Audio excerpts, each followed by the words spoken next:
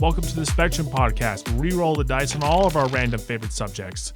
My name is Christos Constantine, but everyone, my friends call me Chris. I'm Andrea. My name's Lyric. Today, we'll be having a special guest named Lyric to talk about her writing and her books that she's hopefully going to publish one day. Yep.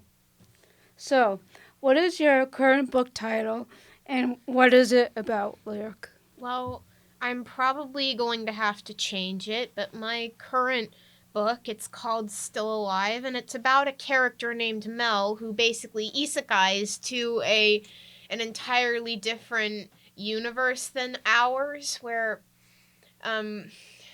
everything's a lot more colorful. Life there is a lot more vibrant, and people are a lot kinder to one another than they are here. That sounds very interesting. It sounds like a sci-fi kind of book. It's a combination of sci-fi and fantasy, which you don't see a lot of these days, but I think it would be, I think we should really get into the habit of maybe mixing the two genres. That would be great. So I'm an inspiring writer myself. Well, I'm more or less doing it just for a hobby, but, semantics. But as a writer, I tend to keep everything to myself because, I don't know, it just feels sacred to me. But do you ever feel vulnerable or are worried about how other people are going to feel about your writing, or is that just a me problem? Most of the stuff I write is meant to convey a message. The book series I'm working on is meant to show people what the world would be like if they were just a little bit kinder to one another and weren't absolute slobs. I worry that people are going to take away from it the idea that they shouldn't work, that they shouldn't be generous, that they shouldn't be kind to each other, and that they can just do whatever they want. Especially in this day and age with Gen Alpha being as horribly spoiled as they are. Great job, all the parents of Gen Alpha kids, by the way. I worry that people are going to interpret my book as a message that they shouldn't work hard, that they shouldn't push themselves, because my character has a lot of trauma.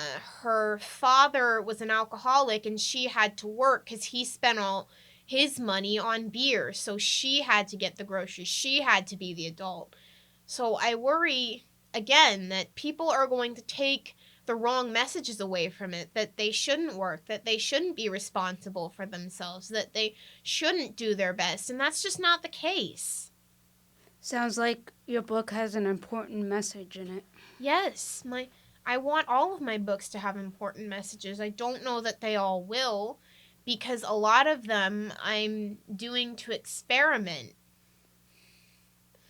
kind of get my feet wet. Like the short stories I'm writing. The short stories I'm planning to write are meant to help me get my feet wet. I'm worried that they won't give my readers anything meaningful. I want my readers to have meaningful experiences when they read my books. All right, can I reply a personal anecdote? Okay, what's your anecdote? Well, the thing about me is that there is a hidden message in my stories that only I will probably be able to understand. Unless someone is deliberately going out of the way to read through the subtext and all that stuff.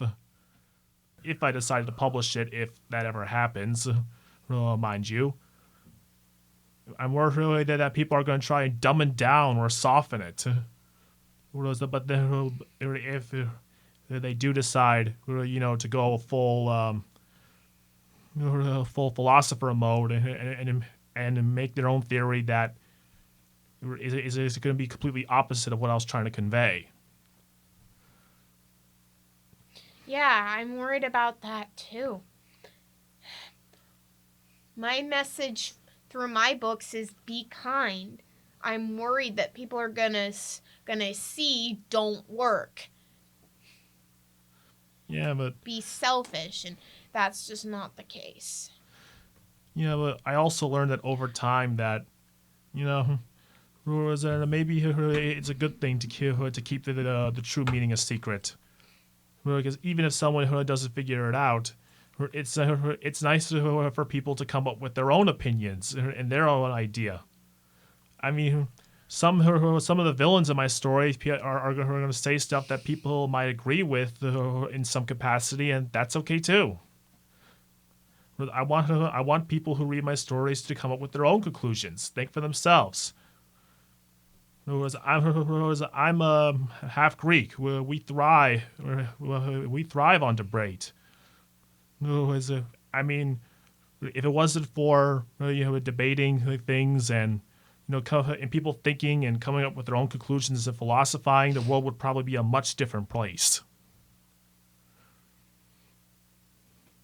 I mean, that might not be a popular opinion, but that's just my own 2 cents. So, Lyric, when did you first become a writer? I was actually 15, and and that's when I wrote the first version of this book, which honestly was not very good. But since the beginning, I have wanted to publish my book. I've just failed to finish it over and over again, and I'm hoping this time can be different. Well, you have a great talent. Everyone has other talents, and I don't think I could write my own stories, but I have other talents that other people don't have, so don't be hard on yourself. Yeah, there's always going to be someone who thinks that you're not meant for this or that or whatever. I feel like you should do this or that instead. Don't feel discouraged. Thank you, both of you.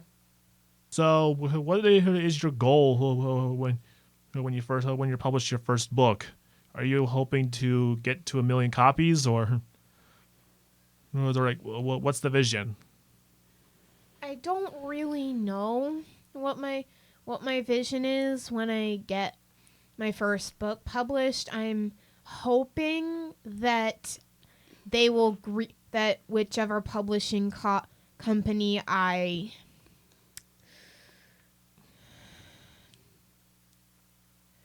decide to work with, I'm hoping that I'll get enough copies sold that they'll greenlight another book and then another and then another, because I really want to finish this book series. Maybe you can be a best-selling author one day. I do want to be a best-selling author one day. I'm just not sure because my beta reader is saying that my chapters need a lot of work.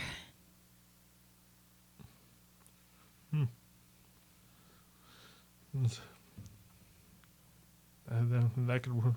I mean, I fully trusted you'll figure it out. Everyone has to figure it out. Even the best writers, J.K. Rowling and other best-selling authors, they had their own troubles, and they never became a bestseller overnight. By the time I'm almost finished with Act 1. Once I finish Act 1 of my first book, I think me and my beta reader are going to get together.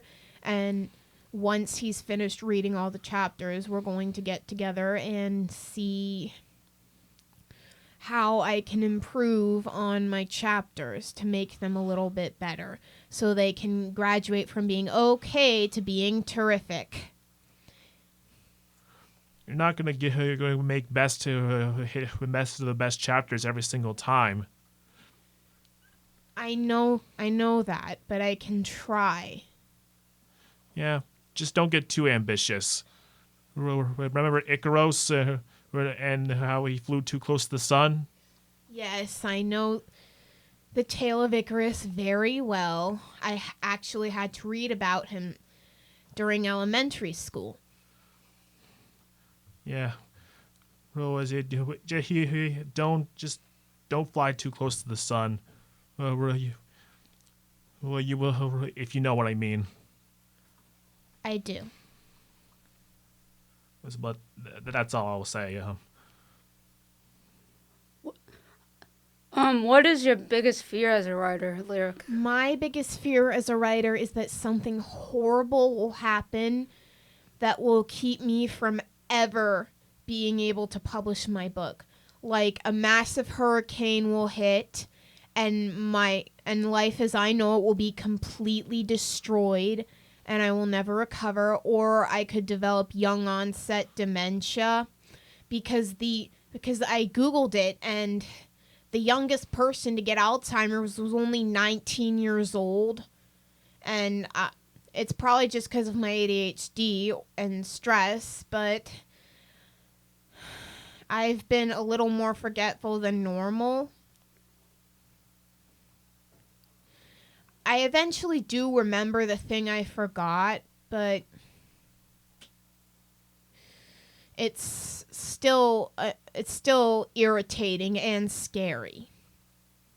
This might be irrelevant, but can't you just do research into Alzheimer's and other stuff like that and educate yourself?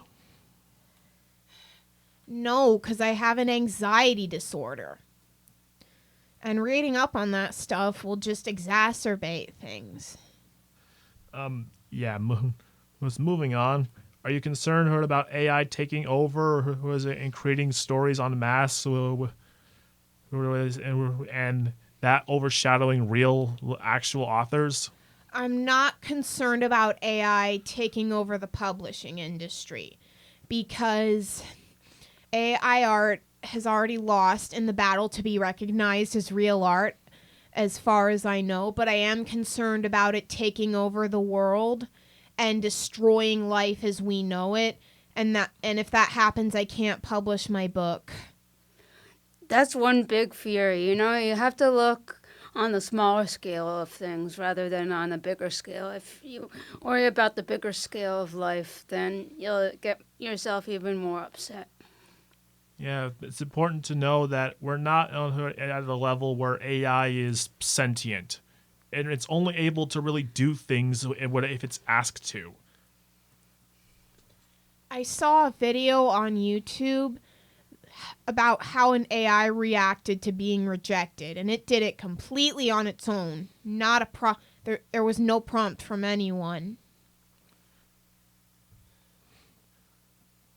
Yeah, but does it happen enough to be consistent?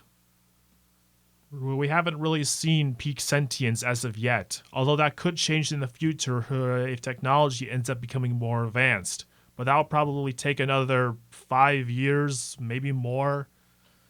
And a lot of software developers are quitting, so with any luck, it won't even happen. Fingers crossed. Look on the bright side of things. Who is your biggest supporter of your writings? It's hard to pick one. I'd say my 3 biggest supporters.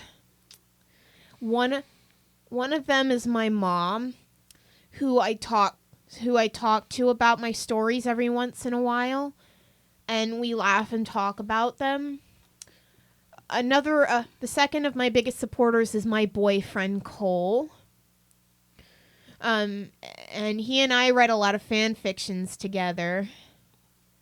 And he's always there to cheer me on and tell me I can do it and to not be scared about things that could happen that could be out of my control. And my third biggest supporter is right here. Thanks for that. Well, you are. It's just it's an objective fact, as GLaDOS would say, from Portal. Anyway, have you ever been through writer's block, and what have you done to overcome that? Oh, yes, several times. There are a few strategies I used to overcome it. The first one is I just suck it up and plow through it.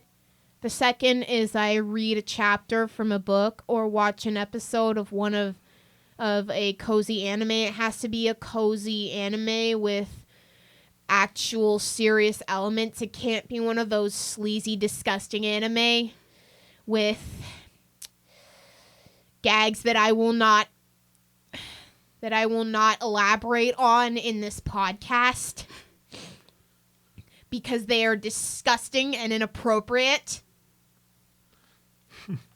I mean, I know what you're talking about. I usually don't complain about stuff like that because I know it comes with the territory, but I will definitely admit that some animes definitely take it too excessively. Yeah, they do. Okay, so... And another thing I do is I go to a coffee shop to write and get a drink. Another thing is I just shove it away and focus on my painting, which is another one of my hobbies that I want to turn into a career one day, if the universe will permit it. I don't know that it will. How old were you when you realized you wanted to write books? Again, I was 15, and I realized I wanted to write books because I wasn't sure I was going to be able to do anything else. I'm autistic. I have ADHD. I can't drive. I can't really get a job. I'm on a fixed SSI income. And if I get a job, I could lose that, so I can't get a job.